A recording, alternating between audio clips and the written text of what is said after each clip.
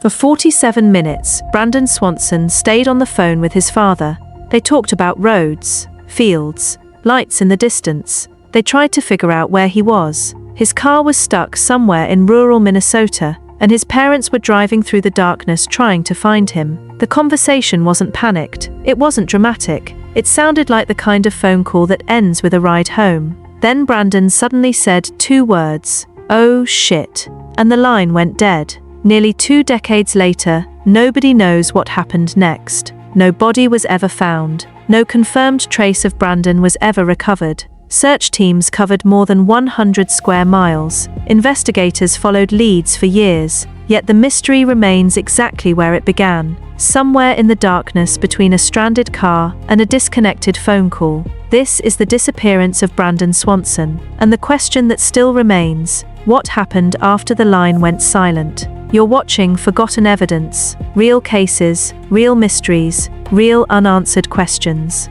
In southwestern Minnesota, the land seems to stretch forever. The roads run straight for miles, cutting through fields that disappear into the horizon. Small towns rise out of the landscape almost unexpectedly. Clusters of homes, grain elevators, water towers, and churches standing against an enormous sky. During the day, the distance feels peaceful. At night, it feels different. The darkness arrives without resistance. Streetlights become scarce. Farmhouses stand alone in vast stretches of open land. Headlights travel for miles without passing another vehicle. It is the kind of place where people know one another. The kind of place where a teenager can grow up surrounded by familiar faces. The kind of place where disappearances are not supposed to happen. Brandon Victor Swanson was 19 years old. He had spent nearly his entire life in this part of Minnesota. Friends described him as easygoing, independent, the kind of person who rarely drew attention to himself. He wasn't someone constantly seeking adventure. He wasn't someone known for taking dangerous risks. He was, by all accounts, a normal young man standing at the beginning of adulthood.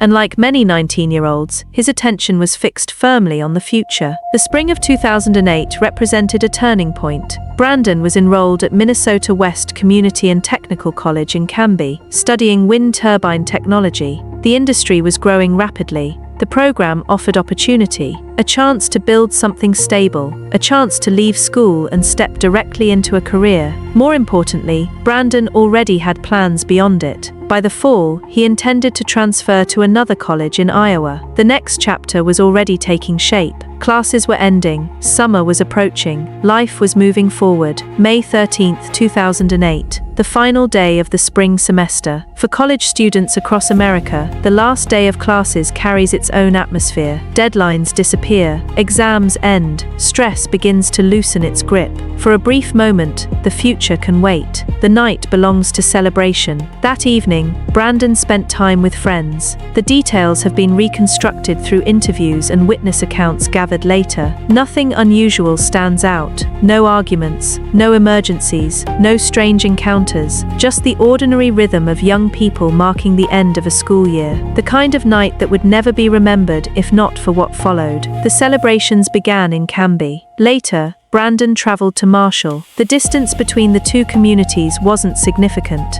In rural Minnesota, driving between towns was simply part of life. People thought nothing of it. Everyone knew the roads. Everyone had traveled them countless times before. Somewhere during the evening, Brandon consumed alcohol. This fact would later become one of the most discussed elements of the case. But those who saw him that night consistently described someone functioning normally, not reckless, not visibly impaired, not out of control. Investigators would later determine that whatever role alcohol may have played, it alone could not explain what happened next. The mystery would prove far larger than that. As midnight passed, the celebrations gradually came to an end. Friends went their separate ways. Some headed home, others continued their evening elsewhere. Brandon prepared for the drive back. It was a route he had taken before, a drive through quiet rural roads toward familiar territory. Nothing about it suggested danger. Nothing about it suggested that the journey would become one of the most baffling missing person cases in Minnesota history. Shortly after midnight, Brandon got into his car and began began heading home. The roads were nearly empty. Most of the surrounding communities had already gone to sleep. Farmhouses stood dark against the fields. The occasional security light glowed in the distance. Otherwise, there was little movement, just pavement, darkness, and the steady beam of headlights pushing forward through the night. There is something uniquely deceptive about driving through rural farmland after midnight. Distances become difficult to judge. Landmarks disappear. Road signs emerge suddenly from the darkness and vanish just as quickly. Fields stretch endlessly in every direction. A person can travel for miles without seeing another vehicle, without seeing another person, without seeing much of anything at all. At some point during that drive, Brandon made a wrong turn, or perhaps several. Investigators would spend years trying to reconstruct exactly where and when it happened. No one would ever determine the precise moment, only the outcome. Somehow, somewhere, Brandon became disoriented. Not dramatically, not immediately, just enough. Enough to place him on roads he didn't realize he was traveling. Enough to convince him he knew where he was when he didn't. Enough to set in motion everything that followed. What makes the Brandon Swanson case so unusual is that the central mystery begins long before the disappearance itself. Most missing person cases start with uncertainty. This one starts with confidence. Brandon believed he knew exactly where he was. He was certain. That certainty would become one of the most important clues investigators ever found, and one of the most frustrating. The roads remained quiet, the fields remained empty, the night remained ordinary, for everyone except Brandon. As he drove through the darkness, he likely saw the same things countless rural drivers see every night.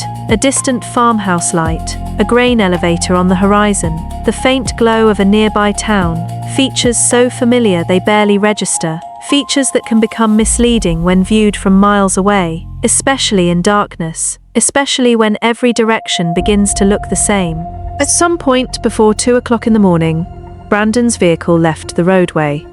Not in a high-speed crash, not in a violent collision. The vehicle simply ended up in a ditch. Later reports would describe it as stuck, disabled enough that he couldn't continue driving, but not severely damaged.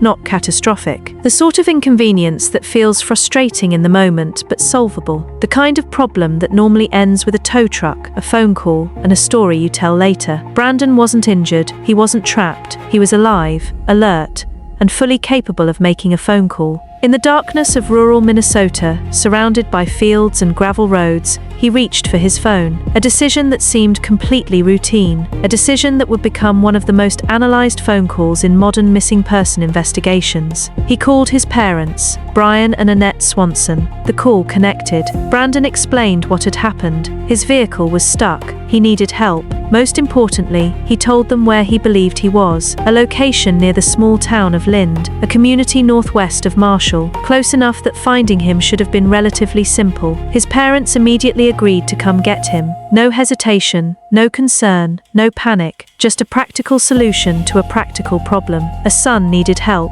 His parents would find him. The situation appeared straightforward, temporary, almost ordinary. Neither Brandon nor his parents had any reason to believe they were stepping into a mystery that would remain unsolved for decades. Neither knew that investigators, journalists, volunteers, search teams, and entire communities would spend years revisiting the next 47 minutes, trying to understand them, trying to explain them, trying to find the moment where an ordinary night stopped being ordinary. Outside, the fields remained silent, the roads remained empty. The darkness remained unchanged.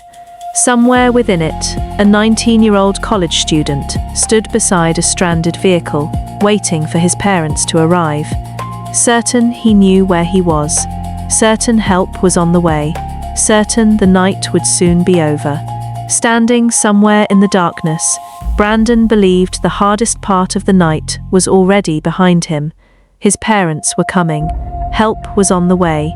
He knew where he was, or at least he thought he did, because within minutes, a simple roadside problem would become one of the most baffling disappearances in modern American history, and it would begin with a phone call that lasted exactly 47 minutes.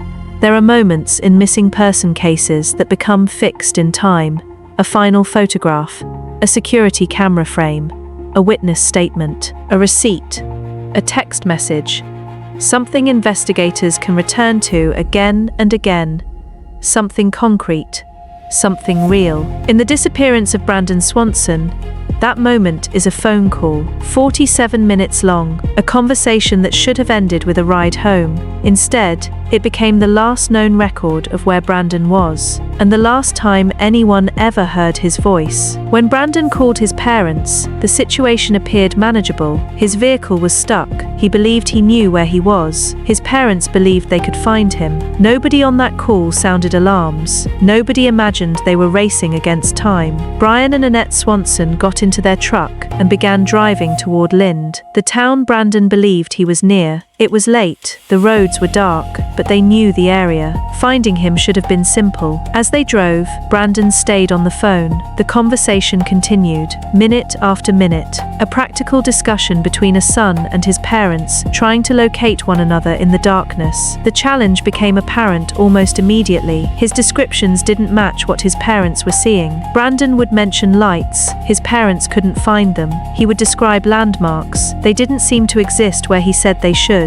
Again and again, they searched roads that should have led to him. Again and again, they found nothing. At first, nobody considered the possibility that Brandon might be somewhere else entirely. Why would they? He sounded confident, certain, calm. That confidence is one of the most unsettling aspects of the case. Because Brandon never told his parents he was lost. Not really. He believed he understood his surroundings. He believed he knew where he was standing. The problem wasn't confusion.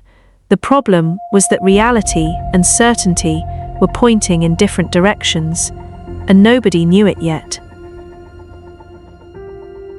The minutes continued to pass. The search expanded. Parents driving through darkness, son waiting somewhere beyond their headlights. The distance between them should have been shrinking. Instead, it remained unchanged. Imagine the scene, a rural Minnesota road after 2 o'clock in the morning. No traffic, no businesses, no open stores, no pedestrians, only scattered farmhouses separated by acres of land. The darkness isn't broken by city lights. It isn't softened by constant movement. It simply exists, heavy, silent, endless. Somewhere within that darkness, Brandon waited. And then, he made a decision that would shape the rest of the case. Rather than remain beside the vehicle, he decided to walk. The reasoning made sense at the time. He could see lights in the distance, or at least what he believed were lights from a nearby town. Walking toward them seemed faster than waiting. Practical, reasonable, something many people might have done under similar circumstances. His parents remained on the phone. The conversation continued. Now, instead of describing a stranded car, Brandon described his progress. Fields, roads, fences, the ordinary geography of rural farmland. The image is almost cinematic. A 19-year-old walking through darkness, phone pressed to his ear, parents searching from miles away, each side believing the other is getting closer, each side unaware that something fundamental is wrong. As Brandon walked, he crossed roads, passed through fields, moved along terrain that looked familiar enough to reassure him. The landscape of southwestern Minnesota can appear deceptively uniform at night. Field after field, road after road, darkness stretching in every direction. A person can believe they're heading toward one town while actually moving toward another. Investigators would later consider this possibility extensively, but at the time, nobody knew, not Brandon, not his parents, not the officers who would soon become involved. The call continued. 10 minutes, 20 minutes, 30 minutes, 40 minutes. What makes this timeline extraordinary is how normal it sounded. There were no screams, no signs of panic, no indication of immediate danger, nothing that suggested a violent encounter, nothing that suggested Brandon was about to vanish. For his parents, the frustration wasn't fear, not yet. It was confusion. They simply couldn't find him. Every road seemed wrong, every direction led nowhere, and still, Brandon sounded convinced convinced enough to keep walking, convinced enough to believe the lights ahead would eventually lead somewhere familiar. 47 minutes after the call began, everything changed. The exact words have been repeated countless times over the years, in newspaper articles, television reports, documentaries, police summaries, interviews. They remain some of the most analyzed words in modern missing person investigations, not because they explain anything, but because they don't. During the conversation, Brandon suddenly said, "Oh shit." Then, silence. No explanation, no follow-up, no clarification, just those two words. And then the call disconnected. For a brief moment, his parents likely assumed the call had dropped. Rural coverage could be unreliable. Dead zones existed. Connections failed. Phones lost signal. It happened. But when they called back, there was no answer. They tried again. Nothing. Again. Nothing. The phone rang, but Brandon never responded. The conversation was over. And without realizing it, Brian and Annette Swanson had just become the last people known to have spoken with their son. For years, investigators would return to those two words, trying to understand what they meant, trying to determine whether they represented a stumble, a fall, a sudden realization, an unexpected encounter, or something else entirely. The truth is that nobody knows. And that uncertainty has become one of the defining features of the case, because those words can support almost every theory. If Brandon accidentally entered dangerous terrain, they fit. If he slipped near water, they fit. If he encountered another person unexpectedly, they fit. If he suddenly realized he wasn't where he thought he was, they fit. The words explain everything. And nothing. The phone went silent. The darkness remained. The fields remained, the roads remained, but Brandon disappeared from the known world. His parents continued searching, driving road after road, looking for headlights, looking for movement, looking for anything. There was nothing. As the night stretched toward morning, confusion gradually became fear. The situation no longer felt ordinary. Something was wrong, deeply wrong. By sunrise, Brandon still hadn't returned home. Still hadn't called, still hadn't answered. At approximately 6:30 that morning, his parents contacted law enforcement. They expected urgency, immediate action, an active search. The response they received would later become one of the most controversial aspects of the entire case, because Brandon was 19 years old, a legal adult, and at first, some officers viewed the disappearance through that lens. Adults leave. Adults make decisions. Adults sometimes choose not to come home. But Brian and Annette Swanson knew their son, and they knew something else. Something that procedures and assumptions couldn't explain. This wasn't normal. A 47-minute phone call doesn't end that way. A son doesn't disappear between one sentence and the next. A person doesn't simply vanish from an open landscape without leaving something behind. The problem was that nobody yet understood how large the mystery truly was, because investigators were still operating under one critical assumption, the same assumption Brandon had made, the same assumption his parents had made, the same assumption everyone had made. They believed they knew where Brandon had been standing. Soon, evidence would reveal something far stranger, something that would transform the case completely. Because Brandon Swanson wasn't where he thought he was, and he wasn't where anyone else thought he was either. Morning arrived slowly over southwestern Minnesota. The darkness retreated from the fields. Farmhouses emerged from the horizon. Road signs became visible again.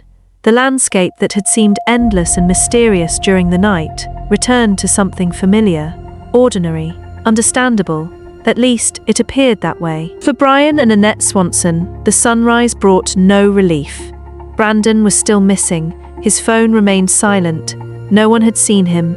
No one knew where he was. And the most troubling part was that there seemed to be no clear place to begin looking. At first, investigators focused on the area around Lind. After all, that was where Brandon believed he was. That was the location he had described repeatedly during the call. That was where his parents had searched throughout the night. But almost immediately, things began to fall apart. The landmarks Brandon described didn't match the terrain. The roads didn't align with his directions. The details were close enough to seem plausible, but not close enough to fit. Something wasn't right.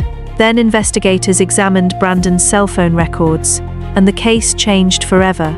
Cell tower data revealed something no one expected, something that would transform a confusing disappearance into a genuine mystery. Brandon had not been near Lind. He was approximately 25 miles away, near the small community of Porter. 25 miles. In a city, that distance can feel manageable. In rural farmland at 2 o'clock in the morning, it is enormous. It meant Brandon wasn't merely mistaken. He wasn't just a few roads off course. He was operating from an entirely different location. Suddenly, every assumption made during those 47 minutes became questionable. If Brandon wasn't near Lind, then where exactly had he walked? If he didn't know where he was, what direction had he been moving? And perhaps most importantly, did he ever realize his mistake? That question has haunted investigators for nearly 2 decades. Because nobody knows whether Brandon discovered the truth before the phone call ended.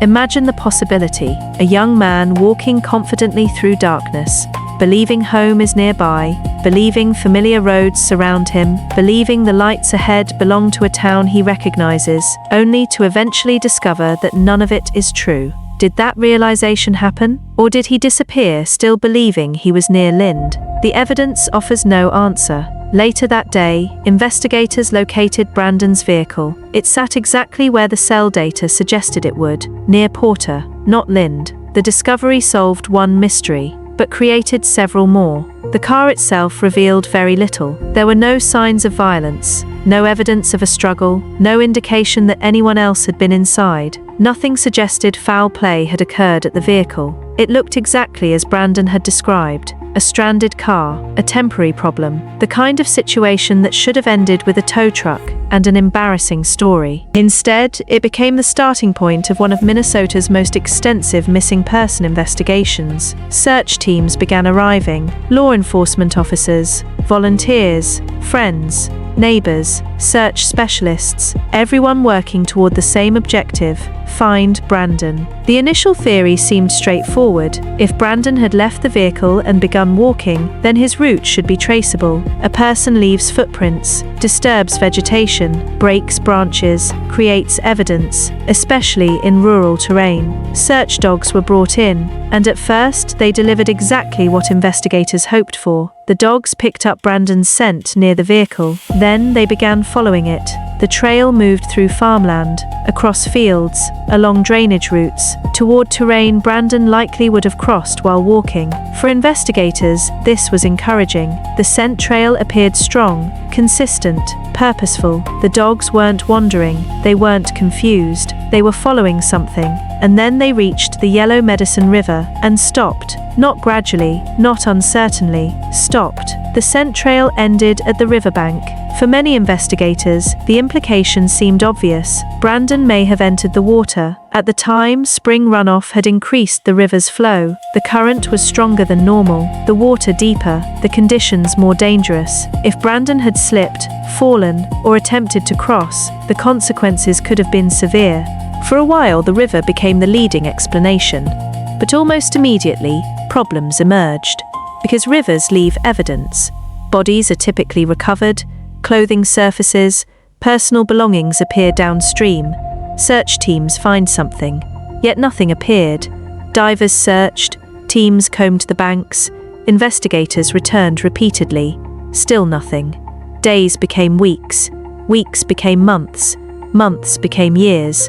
The river kept its secrets, and as time passed, confidence in any single explanation began to weaken. Could Brandon have drowned? Absolutely. Investigators have never ruled it out. Many still consider it one of the strongest possibilities. But the absence of physical evidence created an uncomfortable reality. The leading theory remained only a theory. No body, no clothing, no backpack, no phone, no wallet, no confirmation, nothing. The search expanded, then expanded again. Volunteers covered enormous sections of farmland. Aircraft surveyed the region from above. Search grids stretched across fields and riverbanks. Teams returned during different seasons, after harvest, after snowmelt, after flooding, again and again. The hope was simple. Perhaps something had been hidden, covered, missed. But each search ended the same way. No trace of Brandon Swanson. As the months passed, the scale of the operation became extraordinary. Investigators and volunteers would eventually search approximately 122 square miles. 122 square miles. To visualize that distance is difficult. It is not a field. It is not a town. It is not even a small county. It is a massive landscape of roads, rivers, farmland, drainage systems, and open terrain. And somewhere within it, Brandon had vanished. Lyon County Sheriff Gary Wyzecki became one of the most dedicated figures in the investigation. By some accounts, he personally walked portions of the river repeatedly, day after day, month after month, searching for anything that might provide an answer. But answers never came. Years passed, leads emerged, tips arrived, theories circulated. Some suggested accidental drowning, others considered hypothermia. Some wondered about foul play, others proposed entirely different possibilities. Yet every theory eventually collided with the same obstacle: evidence, or rather, the lack of it. Because despite one of the largest search efforts in Minnesota history, no physical trace of Brandon has ever been recovered. Not a shoe, not a piece of clothing, not a backpack, not a phone, not a single confirmed item linked to his disappearance. It is as though the landscape swallowed him whole, and that is what makes the case so unsettling. Not merely that Brandon disappeared. People disappear every year. It is how completely he disappeared. A vehicle remained, a phone call remained, cell tower records remained, search dog trails remained, witnesses remained, everything remained, except Brandon. And as investigators continued examining the evidence, another story was beginning to emerge. A story not about where Brandon went, but about what happened after he disappeared. A story that would eventually change Minnesota law itself, because Brandon's disappearance was about to leave a mark far beyond the fields where he was last heard. Some missing person cases become headlines, some become investigations, a few become something else entirely. They become catalysts. The disappearance of Brandon Swanson would eventually become all three. In the weeks following May 14, 2008, the search continued. Volunteers returned to the fields, law enforcement pursued leads. Families across southwestern Minnesota followed the story closely. Everyone expected an answer to arrive eventually. A discovery, a witness, a piece of evidence, something. But the answer never came. For Brian and Annette Swanson, the absence of answers became its own burden. Every morning began with uncertainty. Every phone call carried possibility. Every reported sighting demanded attention. Every tip offered hope. And almost every tip ended the same way: nowhere. Yet as difficult as Brandon's disappearance was, another memory remained equally painful. The first hours, the hours immediately after their son vanished, the hours when they knew something was wrong, the hours when they felt urgency, and the hours when that urgency was not fully shared. The Swansons never forgot being told that Brandon was an adult, never forgot hearing that adults sometimes choose not to come home, never forgot the suggestion that waiting might be appropriate. To many people, that response seemed reasonable. To parents who had just spent 47 minutes on the phone with their son before he vanished, it did not. Annette Swanson would later speak openly about that frustration. Not from anger, not from blame, but from conviction. A mother's certainty that something was wrong. A certainty she felt from the very beginning. Because missing person cases are often measured in time. Minutes matter. Hours matter. The first decisions matter. And the Swansons began asking a question that would eventually reach the Minnesota legislature. What if families didn't have to wait? What if law enforcement agencies were required to act immediately? What if being an adult was no longer considered a reason to? The discussion gradually gained momentum. Lawmakers listened. Law enforcement agencies reviewed procedures. Families who had experienced similar situations added their voices. What began as one family's tragedy started becoming something larger. In 2009, less than a year after Brandon disappeared, Minnesota passed legislation that would become known as Brandon's Law. The law changed how missing adult cases were handled throughout the state. Under the new requirements, law enforcement agencies could no longer refuse or delay accepting a missing person report simply because the missing individual was legally an adult. Investigations were expected to begin immediately. Information could be shared more quickly. Agencies could coordinate faster. Families would no longer hear that they needed to wait. For countless families across Minnesota, those changes would become invaluable. Yet there was a painful reality attached to the legislation. The law existed because Brandon disappeared. The family that fought hardest for the change remained the family still waiting for answers. In 2009, Governor Tim Pawlenty signed Brandon's Law, with members of the Swanson family present.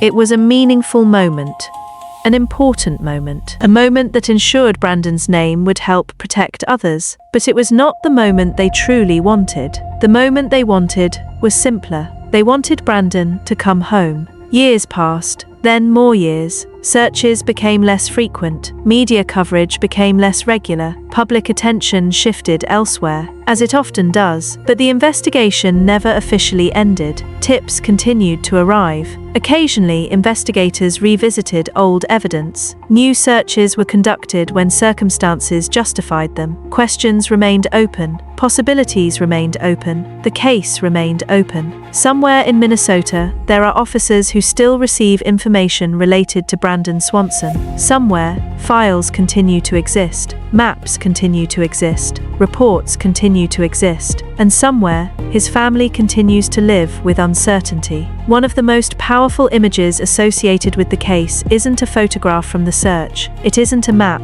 It isn't a news headline. It's a porch light. For years after Brandon disappeared, the Swanson family reportedly kept their porch light on every night. Not because they expected a miracle, not because they had evidence he was alive, but because hope does not always operate according to evidence. Sometimes hope simply leaves the light on, a small signal in the darkness, a quiet declaration that someone is still welcome home. The fields where Brandon disappeared remain, the roads remain, the river remains, drivers still travel those highways, farmers still work those fields, seasons still change, snow still falls, spring still returns.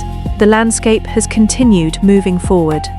But the mystery has remained exactly where it was left, somewhere between a stranded car and a disconnected phone call. And nearly 2 decades later, one question continues to linger over everything that followed. What happened after the line went silent? There are cases built on evidence. There are cases built on witnesses. There are cases built on confessions. The disappearance of Brandon Swanson is built on absence. No one witnessed what happened. No one heard what happened. No one knows where the final moments of his journey led. There are theories, many of them. Perhaps he entered the Yellow Medicine River and was never recovered. Perhaps he became disoriented in unfamiliar terrain. Perhaps he encountered circumstances investigators have never been able to reconstruct. Perhaps the answer lies somewhere no search team has ever reached. The truth is that none of those possibilities can be proven, not today. What can be proven is far simpler. On the night of May 14, 2008, a 19-year-old college student called his parents for help. He believed he knew where he was. He believed he was walking toward safety. He remained on the phone for 47 minutes. Then he said, "Oh shit," and the line went dead. Nearly 2 decades later, those may still be the most important unanswered words in Minnesota history. Because the mystery of Brandon Swanson is not really about a river, or a field, or a wrong turn. It is about a gap between certainty and reality, between being found and remaining lost, between a conversation and silence. And somewhere within that gap lies the answer. A son never returned home. A family never stopped waiting. A law was changed. An entire state learned from what happened. But one thing remains exactly as it was on that spring morning in 2008. We still do not know what happened after the line went silent. If you have information regarding the disappearance of Brandon Swanson, contact the Minnesota Bureau of Criminal Apprehension or local authorities. And if you're drawn to the mysteries that history never fully explained, consider subscribing to Forgotten Evidence, because sometimes the most important clues are the ones that were never found.